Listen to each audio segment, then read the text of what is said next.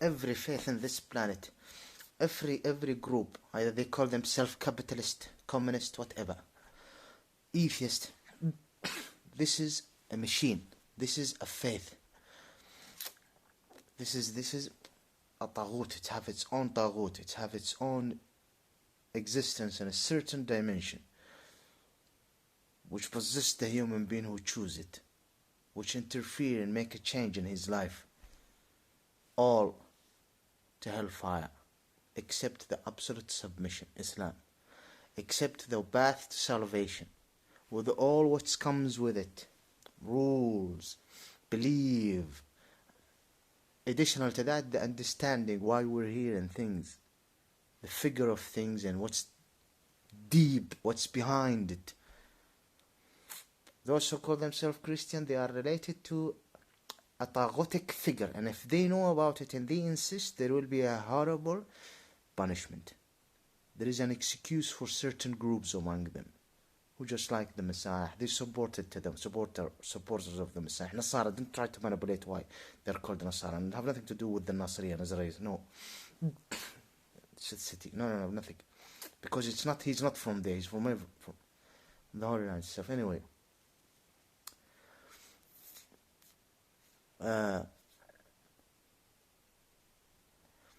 I don't want to talk about it a lot. Taghut and things that renewed itself through the Roman and the interference by manipulating the faith by the devil and twisting things. Those who call themselves Jews, there is a corruption related to ancient times. Even the corruption started taking place, and God stopped interfering as a Yahwehan practices demands. No more Yahwehan instruction concerning the Islamic or submission based on the practices of the Yahudian. So there is the shape of the reality of Yahudi faith Jews is destroyed. It's destroyed, and a lot of taghutic interference took place. And who is God and why God chose these people is manipulated. And these people, Gohims, who got nothing to do with the Israelis, brought this cult and imposed it and proclaims, and those ignorant start to be convinced that they are the Jews. They're rubbish. This is a machine, the machine of faith. Either it's weak or powerful. Either it's big or small. Communism is something. It is the same when we talk about this. Communism is a faith. Nationalism is a faith. Just be careful. Oh, there is some people who say, "Well, it's my party, but I am not in deep belief in it." Okay, everything have its own calculation. Okay, I am in this party in this certain country, and I am a nationalist. This party is working for this part of the world, our particular race or particular group. I'm a Muslim, I'm forced to do this, though I don't give deep like that. This is political practices for the interest of the state. Or you know yourself, and you know how this is affecting your belief. At the end, there is one path to the absolute salvation, which is submission to God. This way you achieve the satisfaction of the owner, creator, founder of this existence, where he's fine with you. You overcome all darkness, sins and problems, and you are deserving what he assigned to humanity, and you're proving it. Only Islam. Those who call themselves Hindus, they are in a great failure, but they become angry if you talk to them. Those who call themselves Buddhists got nothing to do with Buddha, and you got nothing to do with Ram, and you got nothing to do with Krishna. Deal with the truth. Deal with the truth. They don't want to deal with the truth. This is a machine as well. A machine. This has its own taghutic, call it God, whatever, machine working, persisting, and inspiring, and at the end hellfire, at the end oven, at the end punishment, at the end no mercy, no way except one path, Islam. And Allah have sent each, and explained each rule and each practices to this era of time for its own needed purposes. To do with treatment, circling Kaaba, the gathering in Mecca, understanding that the first Islamic capital is no longer Jerusalem in the Holy Land, it's Mecca for a reason. To deal with, it's a treatment to what's happening right. Imagine if the capital is the Holy Land. God is the well-knower. No, the Kaaba should there, the ground of excuse should be there.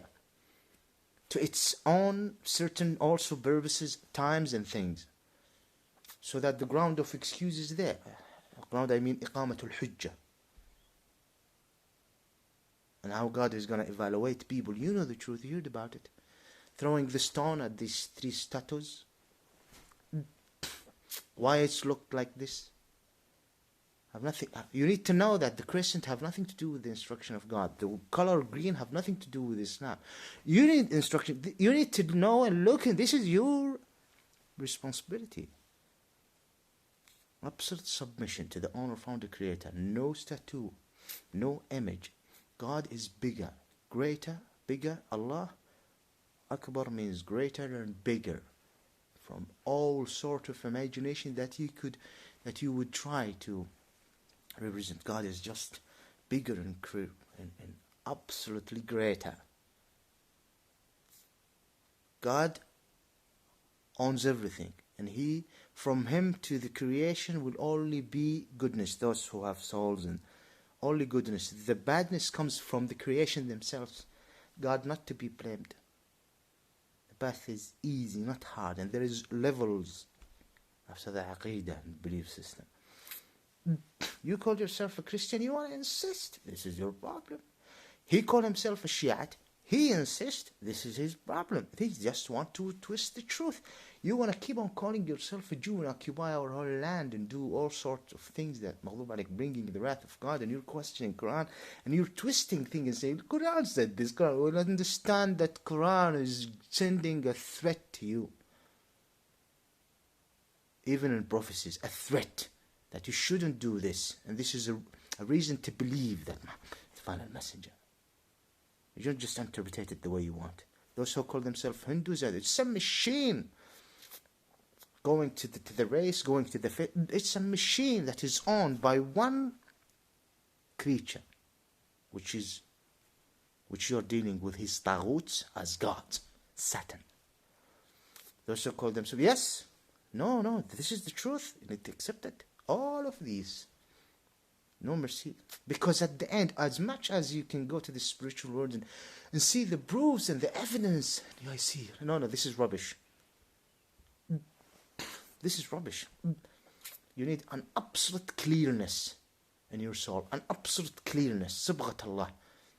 Sibghat Allah is absolute clearness. And the individual and the environment and the group have responsibility. And those who have power, those who have authority, those responsibility on you. كلكم راع وكلكم مسؤول عن رعيته.